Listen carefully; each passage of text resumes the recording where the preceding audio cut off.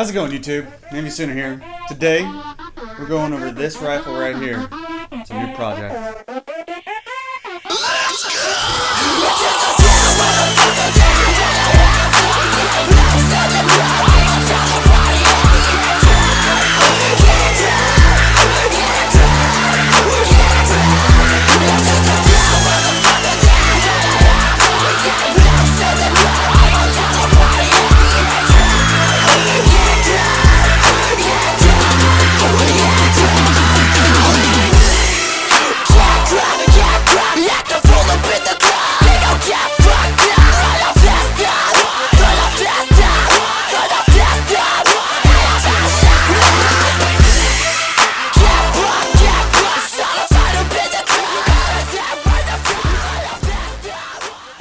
This rifle is a rifle that I am borrowing from a friend.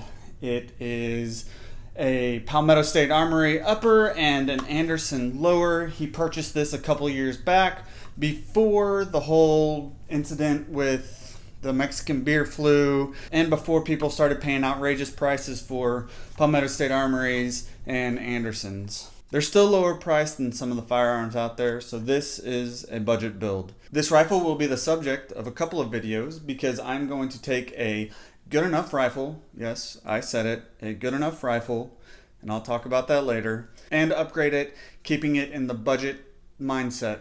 How's it going, YouTube's guys?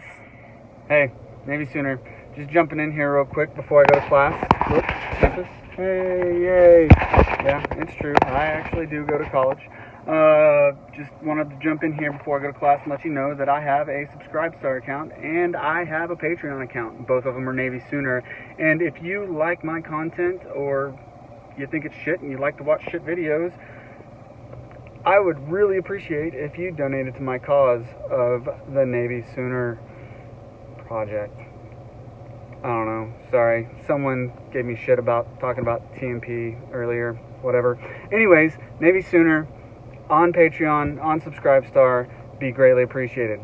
Also, if you would like some awesome clothing, t-shirts, and hats, go check out Life, Liberty, Pursuit of Happiness on Instagram. They will be having a website shortly, and yeah, great company, go check them out. Let's get back to the video. What is this rifle? What I said before, it's a Palmetto State Armory upper and a Anderson lower. The upper receiver has a barrel that is 16 inches, 1 7 twist, and it is a 5.56 chambering. It has the M4 style look to it. With these plastic handguards and the A2 front sight post. The bolt carrier group is also from Palmetto State Armory. I contacted Palmetto State Armory to try and receive one of these upper receivers to beat the ever-living shit out of it. Haven't heard back from them. I guess it's because what some people want to say, I have a shit channel and I don't have enough subscribers. They're right about the shit channel. I don't think it really fucking matters how many subscribers you have. By the way, that was not Palmetto State Armory that said that. That was just random people commenting in my sections that I delete their shit when they're assholes. The lower is a Poverty Pony lower. It's an Anderson, the AM15 lower. I did a video, and I'll link it right here, talking about Palmetto State Armory and other budget companies being good enough rifles. The reason that I say that they are good enough rifles is because what if someone does not have the money to be able to buy something nicer? These will get the job done for what they're mostly used for, which is self-defense, hunting, and a range gun. Some people tell them to just wait longer and use your next paycheck to buy something better.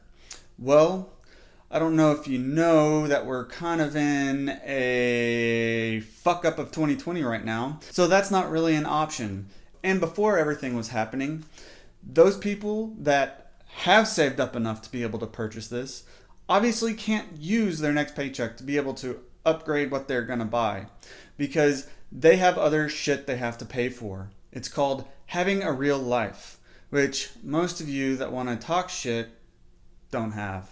Palmetto State Armory's prices are going up. I don't know if that's because their suppliers are upping prices, but I thought Palmetto State Armory manufactured most of their stuff. Whatever. I don't believe that Palmetto State Armory would take advantage of what's going on and price gouge, especially with the prices that they had before. I don't know. I'm not going to talk shit about Palmetto State Armory because I hope sometime that they'll get back to me and let me test out some of their stuff, like their 6.5 Grindle. For a beginner, these uppers are great. For the budget-minded, these uppers are great. Obviously, the barrel is not free-floated since you have this style handguard here and the front sight post. Free-floated barrels have the potential of being more accurate, but I have seen ARs that are not free-floated and they are plenty accurate for what they're used for. Obviously, this is not going to be a 1,000-yard tack driver. The plastic handguards have metal heat shields underneath them. The fixed front sight post / gas block is F-marked. I personally prefer fixed sight posts when it comes to LPBOs or red dots or holographic sights. It's just my preferred method of having a front sight. With this being fixed to where it's at though, and being with this handguard and the way that it's a carbine system, you are kind of limited to handguard selections for having M-lock or 1913 rail, and you are obviously limited to where your sight post is going to sit.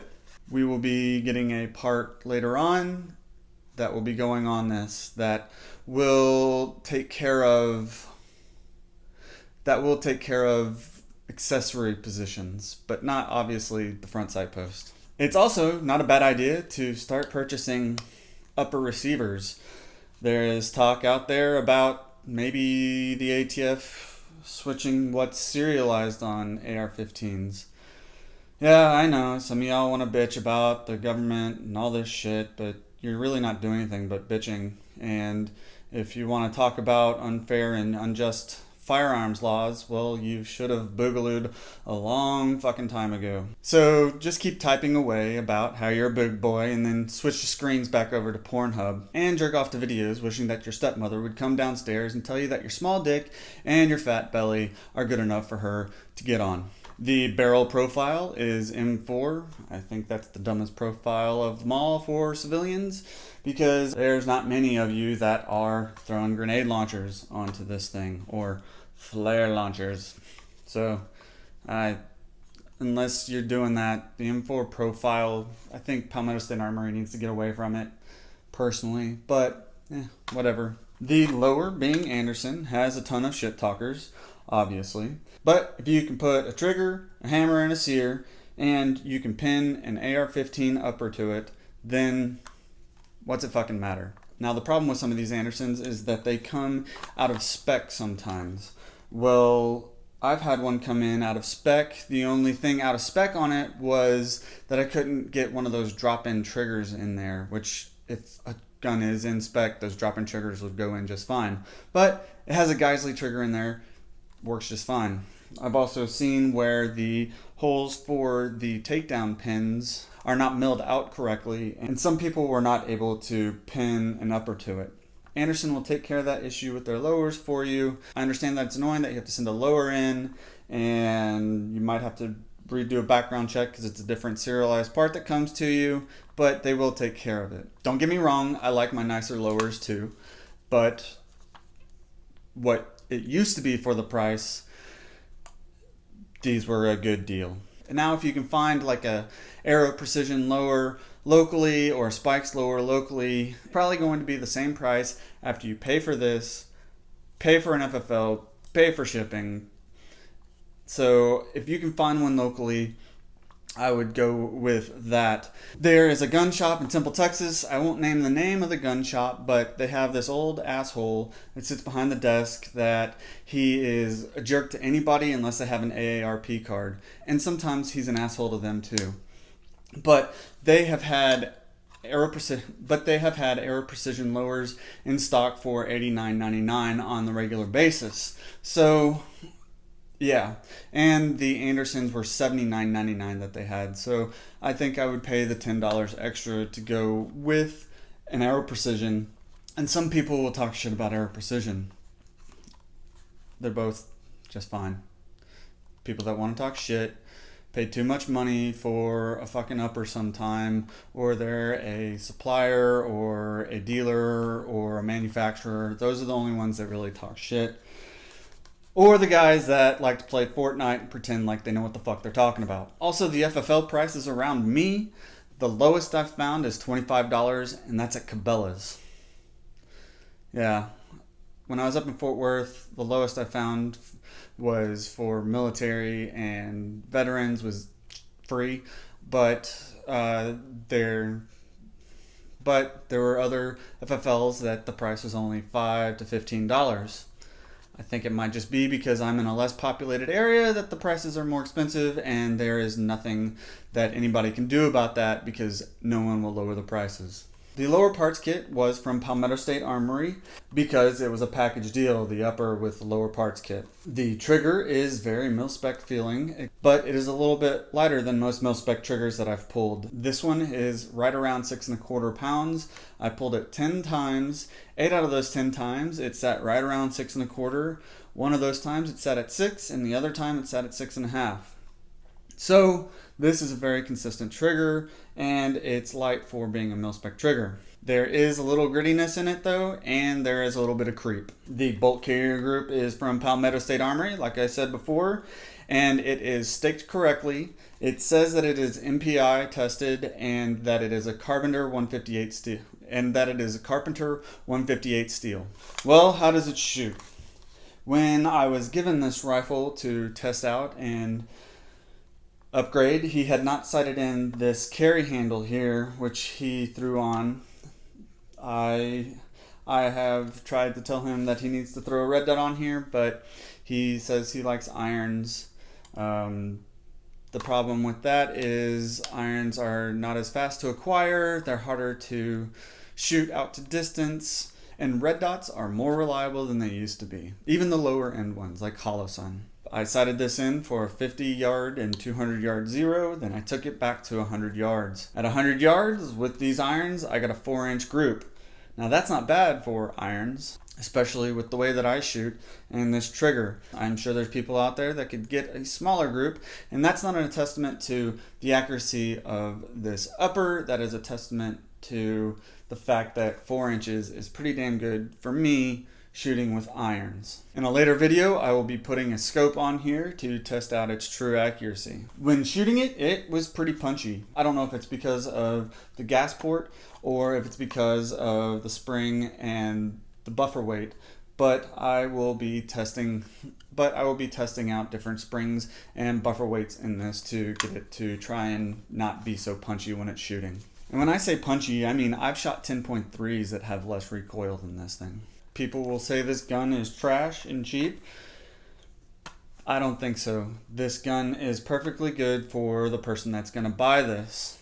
The person that's going to buy this isn't thinking, I'm going to take this gun into combat. They're thinking, I might need some shots taken for self-defense. I might take a couple shots at some deer. Yes, we're in Texas, so our long-legged greyhounds that we shoot at here, aka whitetails. No, we're not shooting dogs. 223, 5.56 is plenty to take one of those down. That being said, this is a good enough rifle. What happens within that time frame that you have told somebody that they don't need to buy this and they need to wait and save up more and get something else? I mean, that's on you. You could have saved their lives by saying, yes, that's good, now start saving up. The people that purchase this don't have the throwaway income that the people that want to talk shit about this have. Well, this rifle, like I said, is going to be a series where I'm going to be putting budget parts on here to upgrade it. And some may not be budget parts, it's just they're lower priced parts that are always going to be lower priced no matter what you purchase. That's it for this rifle today. We'll get back to you when I have upgraded it a little bit. And yeah, Navy Sooner out.